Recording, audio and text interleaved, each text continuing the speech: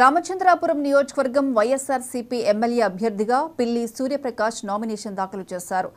ద్రాక్షారామ శ్రీ భీమేశ్వర స్వామి ఆలయంలో ప్రత్యేక పూజలు చేసి అనంతరం ర్యాలీ నిర్వహించారు. ఈ ర్యాలీ రామచంద్రాపురం రాజగోపాల్ సెంటర్ మీదుగా వేలాది మంది కార్యకర్తలు, అభిమానుల మధ్య సాగింది.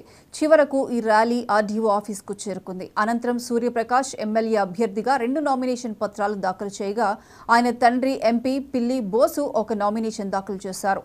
ఈ సందర్భంగా ఎమ్మెల్యే అభ్యర్థి పిల్లి సూర్యప్రకాష్ మాట్లాడారు.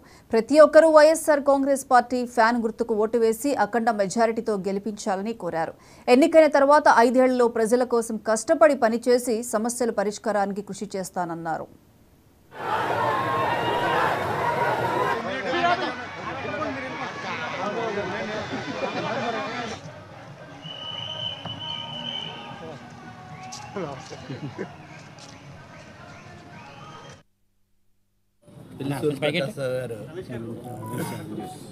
నామినేషన్ వేయడం జరిగింది. ఇప్పుడే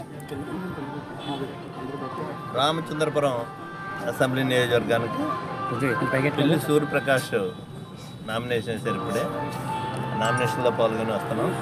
తప్పనిసరిగా రామచంద్రపురం నియోజకవర్గ ప్రజలు విజ్ఞులు విజ్ఞతతో ఆలోచించి జగన్మోహన్ రెడ్డి గారి సంక్షేమ కార్యక్రమాలు కానీ, జగన్మోహన్ రెడ్డి గారు చేసేటువంటి అభివృద్ధి కార్యక్రమాలు కానీ, పేదవాడి పట్ల జగన్మోహన్ రెడ్డి గారు చేస్తున్నటువంటి కార్యక్రమాలు ఖచ్చితంగా సూర్యప్రకాష్ గారిని గెలిపిస్తాయని చెప్పడంలో ఏమాత్రం కూడా సందేహం లేదు. చాలా ఎక్కువ మెజార్టీతో సూర్యప్రకాష్ని గెలిపిస్తారు. 30,000 మెజార్టీతో ఈ నియోజకవర్గం. ఎందుకంటే రామచంద్రపురం నియోజకవర్గ ప్రజలు 4 సార్లు నన్ను ఆదరించినటువంటి రామచంద్రపురం నియోజకవర్గం. అదేవిధంగా బోస్ గారిని కూడా 2 సార్లు గెలిపించాను. 3 సార్లు బోస్ గారు కూడా గెలిచారు.